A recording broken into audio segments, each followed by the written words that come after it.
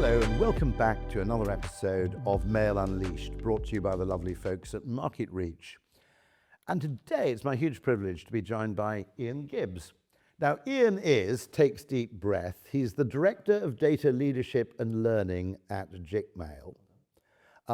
He's the Head of Data and Planning at the UK DMA, and he's also the founder of a consultancy rather fabulously called Data Stories. Have I got that all right? Yeah, I'm pretty impressed. Well done, Rory. That's good. Yeah. Not a bad feat of memory. Well, Ian, welcome. I'm looking forward to nerding out extremely on the whole business of mail and measurement. Can't wait. Because I think it's a field that is sometimes achieves huge heights of sophistication, but a lot of the time is done, I think, for, as the famous phrase goes, for support rather than illumination. It's often attributed to David Ogilvy. He never, in fact, said it, that many people use data like a drunk uses a lamppost for support rather than illumination. And I think that's quite commonly true, particularly when we talk about things like vanity metrics. Well, that's it, right? So, look, my work with Jigmail is obviously about measuring the mail channel. Got it. The work with DMA is much more media neutral. So, depending on the day of the week you catch me on, I'm either a massive mail advocate or I'm a little bit more balanced. But I'm doing both today. I've spent a lot of my time at the Data and Marketing Association building an advertising effectiveness database or a marketing effectiveness database. There's 1,700 campaigns in there. It's a nice blend of like performance and brand. Yes. It's a nice blend of acquisition and retention stuff. But crucially, it doesn't just allow us to look at what the drivers of marketing success are. It allows us to look at how we're measuring marketing and how we're articulating its success, like the boardroom.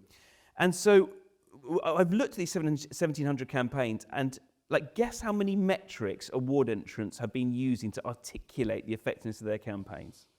How many KPIs do you think you've got in the data? Total? Yeah, the total number of KPIs people are using. Probably about 6, is it? There's 200 different ways okay. people are using to tell us about campaign effectiveness. It's completely ridiculous.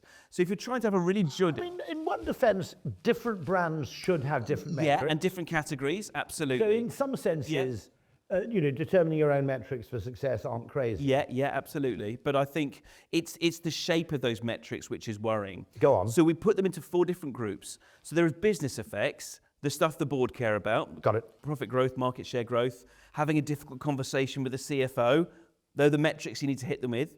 And there's the brand metrics, which obviously brand campaigns are tasked with. The performance metrics, which the short-term campaigns are tasked with, short-term sales conversions. And the 4th group are the campaign delivery metrics. So this is your video plays, clicks, likes and shares. You can see where I'm going with it. It's the vanity metrics. You ask marketers which are the most important group. They'll say business effects, and they'll say that the campaign metrics are the least important. Look at what they do though. 40% of those 200 metrics are the campaign delivery effects.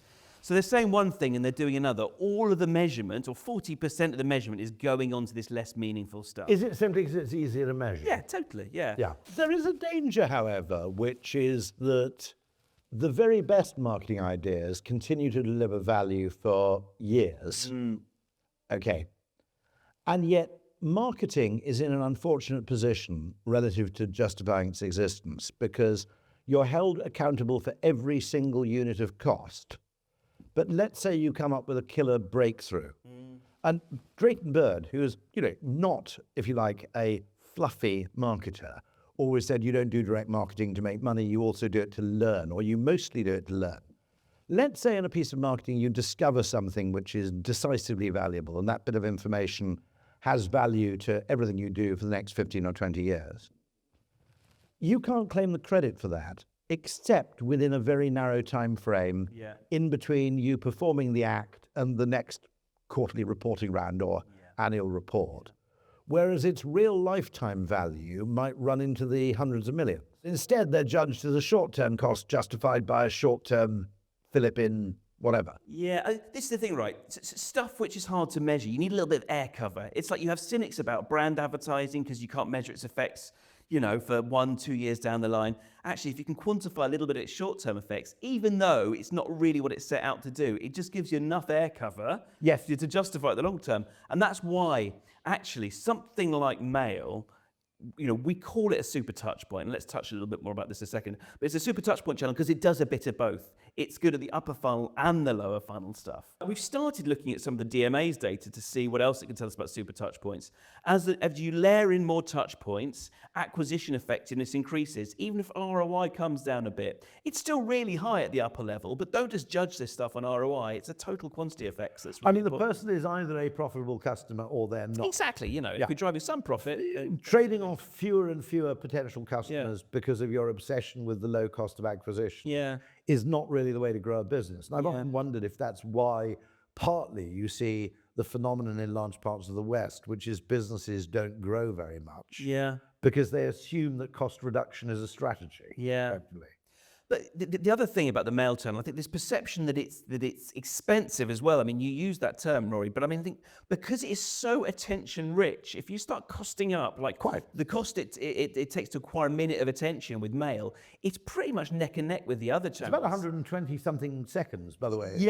Exactly. Fairly routine. Yeah, it's about a minute for a door drop. It's actually up to 140 seconds for a piece of direct mail, and that's across anyone in the home across 28 days. And we've also said it's kept and read at a moment of your own choosing, which is not true of a lot of communications either. We had an earlier case study on a direct mail case study from Hiscox, where the letter, which is wine stained, opens with the sentence, "The most expensive bottle of wine you own may not be in your cellar. It's the one that tips up on your carpet." Now, as soon as I read that sentence, now that's not just me as a copywriter, I think that's consumers as well, you have the feeling that something of added value has been put into the construction of that message. And therefore the message, I think, has much more import. Whereas most of the stuff you see in performance marketing terms is purely transactional, it's deal focused, it's ridiculous. The tactile nature of the mail channel, it is a wonderful blank canvas for creativity. I mean, Lexus, sent out about 1,000 mailers or something like that to high-end people in their target audience, and it was literally like a golf tee, which unwrapped, so you can actually practice your putting on it, and invited you to a sort of test drive on a golf day. And then there was a piece from Skin Cancer UK where they put the letter. Oh, yes, that's wonderful. That came from Ogilvy, I think, didn't it? You put the letter in this kind of tanning machine, and suddenly, it's all crumpled. But I think again, you look at this stuff and think, well, that looks quite expensive. I don't know if I can afford to do that. But it's not just the creative platform that mail provides, which gives it super touch point strengths. It's the targetable nature of it. But I think if someone has gone to the effort of printing and sending you a mailer, there's a high level of trust there. Yes. And I think that's probably the important distinction between the abandoned shopper And stuff there's you see also elsewhere. assumed relevance. Yeah. It also has that yes or no factor. You have something in your hand, you can either bin it or you can act on it. Exactly. But it does put you in that situation where you have to make a decision. Yeah, absolutely. That no other medium, you can ignore banners. No one expects you to do anything in response to a TV commercial. But it does say, here is an offer for you, which may or may not be attractive, but you can either take it or leave it. Yeah, and do you know what? This is exactly the sort of thing that we've been trying to measure at Jigmail for the last 8 years. We were set up to provide comparability between the mail channel and TV and digital, because mail generates ad impressions, but that was never acknowledged before. No. And so now that is acknowledged through the sort of reach and frequency and lifespan metrics that we measure. We've measured over 360,000 mail items now. We measure about 25 different actions that consumers take with their mail. And yeah, I think the most important thing is that mail does generate impressions. And people say to us, well, I can get 5 million ad impressions digitally.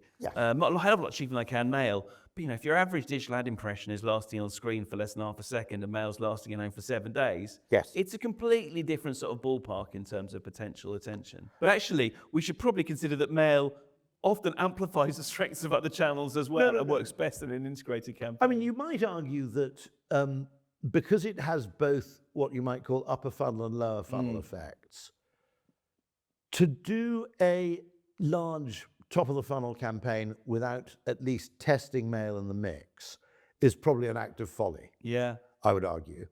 Assuming scale.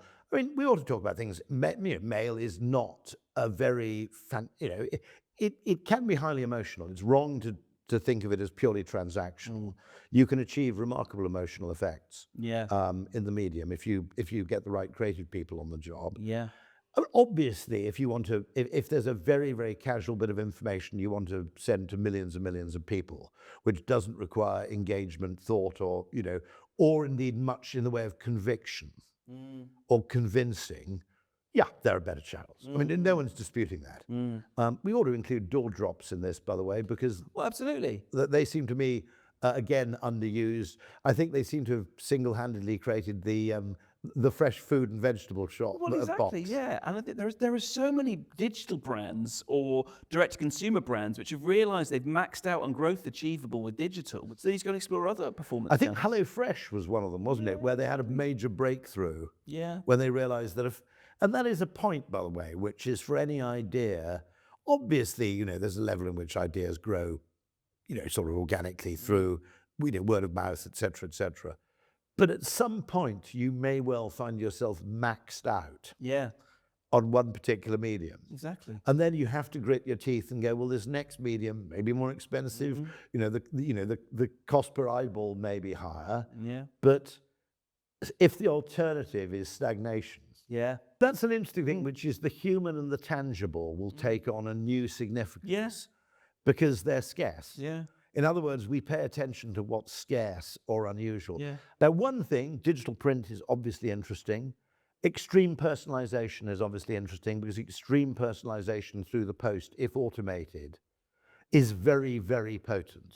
If you can actually replay to people 3 or 4 things about them which are true, and then explain why it is they need the product or service. You know, creative people have been trying to do that often by implication.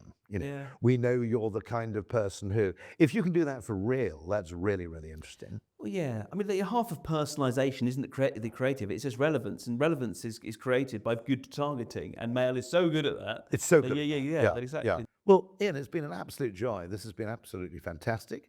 I'm sure the audience have got even more from it than I have, but this has been tremendous. Everybody watching, just to say that if you'd like to know more about how to unleash the power of your direct mail, well, obviously you can talk to Ian, but if you're not talking to Ian, you'll find an awful lot more if you go to www.marketreach.co.uk. Once again, all that remains for me to say is thank you very, very much you, Rory. for appearing, Great. and see you all next time.